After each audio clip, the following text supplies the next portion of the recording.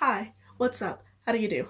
Okay, so this is a video to general writers. Now, this video is probably not going to be posted when I made this. It's probably going to be posted years later because boy howdy am I a youth and I'm not about to start posting that stuff now. Basically, this is supposed to be a little video to writers or like newbie writers, writers who haven't really got out there yet but are trying to get out there.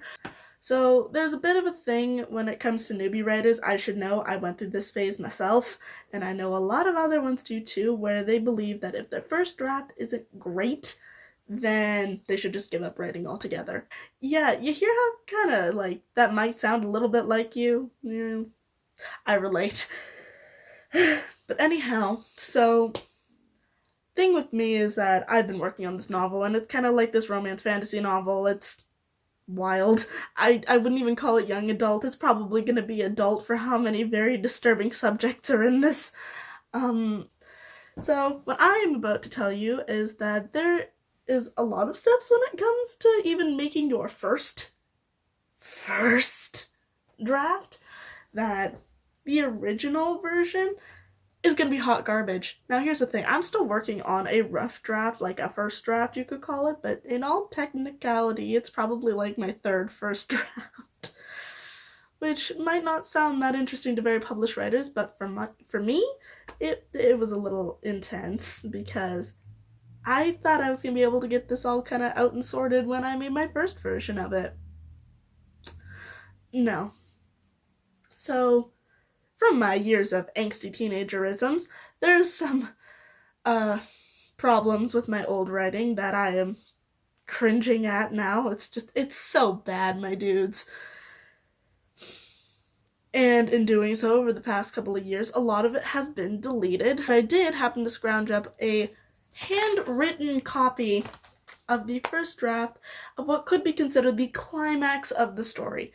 Basically, it happens between the main character, Luke Alexander, and his love interest, Trevor Daniels. In this section, one of them happens to die. He gets shot. It's sad. I won't spoil it too much because I feel like this will get explained in a few minutes. But the original copy of it, I tried to get the idea across, but my understanding and how to actually write a following story of good pacing and understanding what's going on and who's what and what's happening and what the dialogue is and when is everything going on. Hot garbage. And since I never thought that this would get to see the light of day, y'all are gonna get to hear it. So there are 3 copies, and y'all are gonna have to hang in here. Oh dear. Well, there's just... Alright, let's do this. Alright. Trevor's death. Luke's point of view. We were walking out from the movies. It was around 1:30 a.m. It was Trevor's idea for us to go to the theater for my birthday. The movie was really good. It was a fantasy movie. He knew all too well those were my favorite. We were walking back to my house. We were about a block away when I heard something.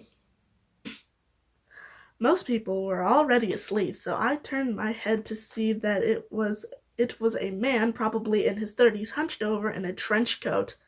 How ominous. He slightly stumbled while we walked a few yards behind us. If it's this late at night, first off, how did you know he was there? 'Cause from the sounds of it, it's dark as shit out. How you can see this man yards away? How you can estimate that he's yards away? And if it's a few yards, how the fuck are you seeing him? In a hunched over stance, in a trench coat, which is oddly specific. You couldn't just say he was in baggy clothing so you couldn't see his form. No, you just saw and knew it was a trench coat. Why? Because he's the villain. From the way he was acting and the time, I just assumed he was a drunk, going to find his way back home. I turned my head back, brushing off the man.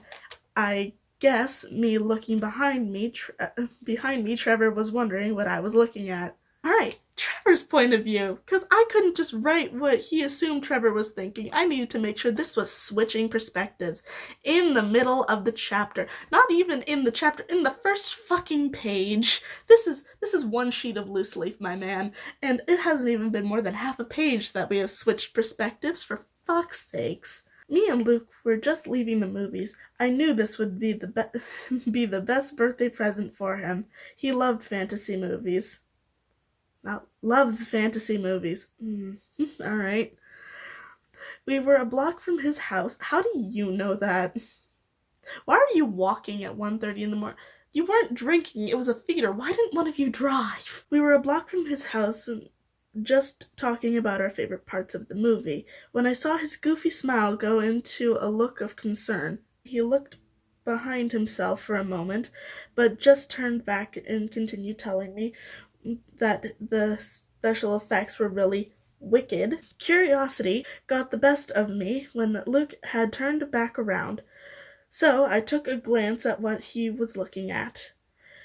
Then I saw this man around the age of 30 in a trench coat. Ooh, ominous. I wonder who this man could be.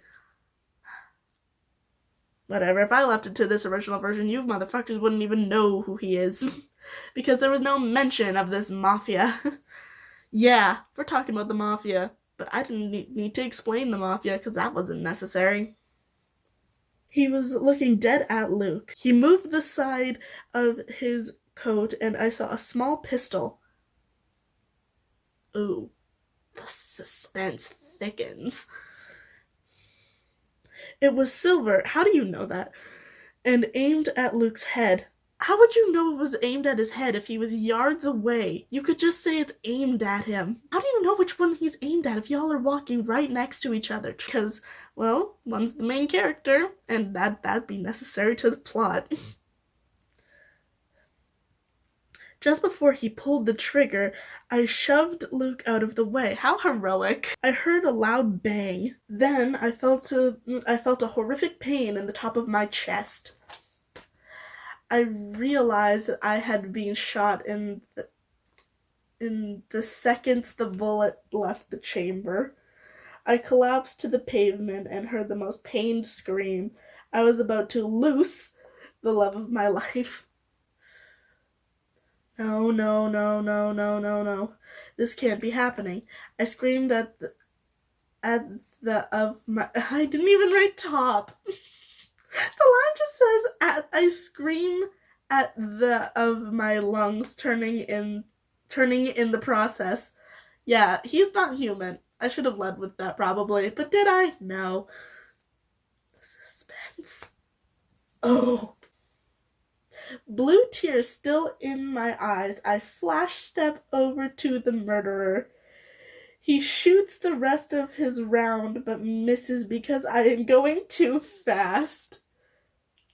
That's convenient. How did he miss every single time? Is it because you're the main character? Are you just that indestructible?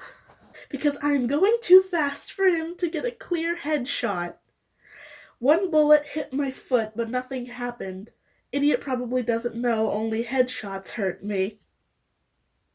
The only thing that can penetrate this boy's head. With the minute of me being there, I grow out my claws and get right next to him. I'm sorry, if you turn in the process, why weren't your claws already out? Whatever. I floated. That's a word now. That's a word, my dudes. I floated up to his height and slit his throat. Tasty.